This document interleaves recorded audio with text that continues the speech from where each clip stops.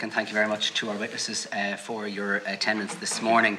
And can I say at the outset, you know, such is the issue surrounding this, that you're right about people stopping you. Obviously, we're living in the same area, and I know the high regard in which you're held, and the respect people have for you, including kids who are wondering why the toy man is being in the news so much. That said, obviously, I wonder, given the events over the last 2 weeks, and we have engaged with RTE on quite a number of times, has that been the reason why you wanted to come here voluntarily? Or was it actually more of what you heard from those engagements with RTE and what they've said, the various executives and board members? Or has it been that everything else surrounding this whole issue?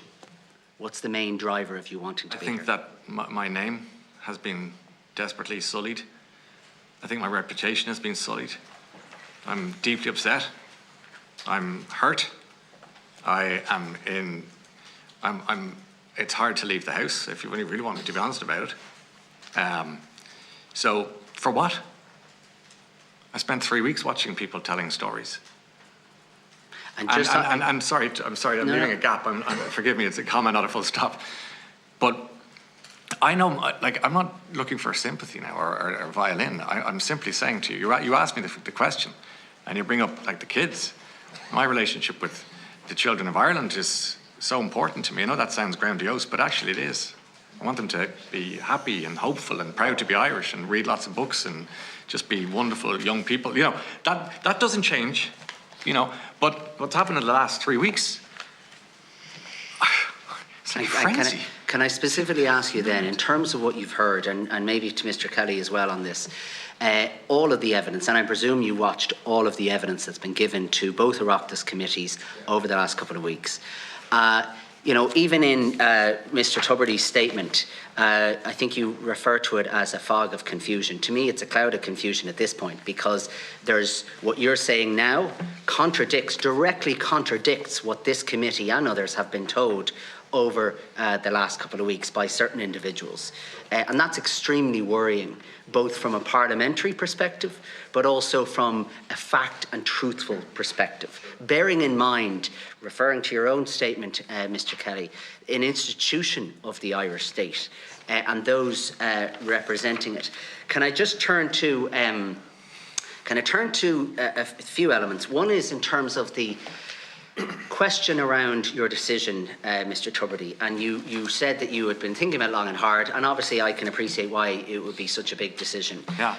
But is there any evidence, and it's not that I doubt your decision or when you made your decision, please don't. But for clarity in terms of the public domain, yes. Is there any correspondence predating kind of this scandal? April, May, yeah. The RTE scandal. Between the two of you, just, and it's not that I want it published, but I just want to clear the record. Is there anything that his text messages, emails, anything that's saying, look, this is coming up? Sorry, Deputy. We asked to come here today. We asked to come here today. Yep. We weren't invited, we asked. And we saw, over the last 3 weeks, I've never seen such horrendous reporting. And why suddenly the most trusted man in Ireland, Ryan Tubridy, it was like throw him under a bus. What? Why? When that report came out, the first report came out that was sent out from the board on the 22nd. Yeah, this is the statement. Yeah, the statement. Yeah. We had to ask our lawyers, can we get a copy? Because again, we're on the back foot. When RTE said at the top 10 earners, again, we get 10 minutes. And again, I had to put in a request, can we please have the information? And again, so we got the statement. And when we got the statement, half an hour before it went out, we said, there's inaccuracies in this. And Grant Thornton said there was no wrongdoing on behalf of Ryan Tubridy and Noel Kelly. Everything was... We asked them to put it in, and they didn't. 4 days later, it was... Sorry, if I could just answer. 4 days later, it was put in, right? And 4 days later, Ryan Tubridy was taken off the air. He didn't have his show on Friday. He wasn't on the show the following week. It looked like he was complicit in this whole RTE mess.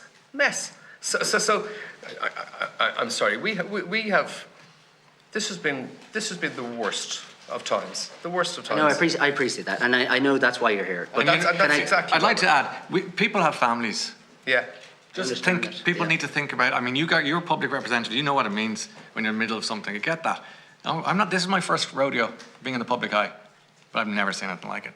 I don't know if any of you've been cancelled before, but let me tell you, you don't want to be there. So just in terms. Okay. So can I? Well, we can talk about that later. Can I ask you then, just in terms of the, I suppose, the statements that have been made, both the physical statements and indeed the oral statements that are made in the House of the Oireachtas, you've alluded to. One of the inaccuracies, Mr. Tubridy, you say about the secretly overpayment by RTE, which you said, which you challenged back in 2020. Was that in writing, that challenge? Yes, wasn't. We have the. It's in your documents. Yeah, it's in your documents because there's a lot of documents. Yeah, no, I appreciate that. Listen, I do appreciate there's a lot of documents, and but that's why we've been working on this so long. You have it in writing. That's all I want to establish. We have it in writing, and we went back and we actually asked them. Can I just also get a time frame then in terms of the negotiation of Mr. Tubridy's first contract? Did that started probably in 2014, was it? Sorry, the 15 contract would have started probably end of 14. Yeah, end of 14. And then and that ran to 2020, and then there was fresh negotiations around that. Okay. When did the negotiation start for the Renault contract?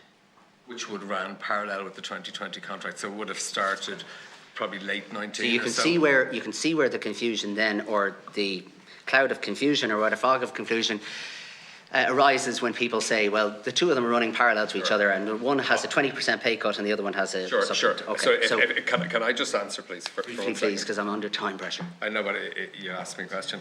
Yeah. Within that time frame, very simply, we had, as I said, we had agreed to the 120 gone. We'd agreed to 525,000 not to be invoiced. We didn't go out printing that, and I appreciate what you're saying in a fog. Like, there's so much confusion. Try sitting where we're sitting. No, I mean, if you're finding you're confused, can I just ask you though? Okay, that's fine, and thank you for that. Can I just also say to you, in terms of the invoicing, I hear what you say. You did what you were told. Yes. There was an email there in the pack that you provided. Absolutely. Saying also mention all this information on the invoice. Now, Astus, I think, is the name of the company that you were told to invoice from. Did you ever meet any representative from Astus? No. Or was this just a new company that you were told to invoice? This was a company we were told to invoice. And that wasn't really questioned at all on your part, though, either? No. So if RTE asked you to pay, News Talk, would you have done that too? I mean, that's the question. Where is it? I'm being facetious because I'm just asking. All of a sudden, a new company, you're negotiating with RTE on a contract. You're told to invoice a different company you've never heard of.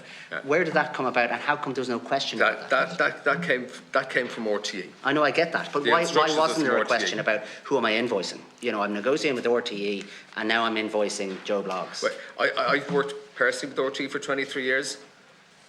I'd never have questioned working with RTE. And did they ever ask you to invoice a company you never heard of? We had never done a roadshow like this before. No, but this in your is the first time. So I assumed that it was Renault. Okay, and in terms of that Zoom call then, so the 7th of May, with right? G Forbes and RTE lawyers. Okay, and so were they the solicitors that you're talking about, the Trish Whelan and so there was three representatives from RTE, 2 from the solicitor's office and the DG. There was one from the solicitor's office, the DG, and myself, and then a colleague of mine. A colleague of yours, so it was on your side. Okay, and can I just ask then, in terms of just in the last minute or so I have.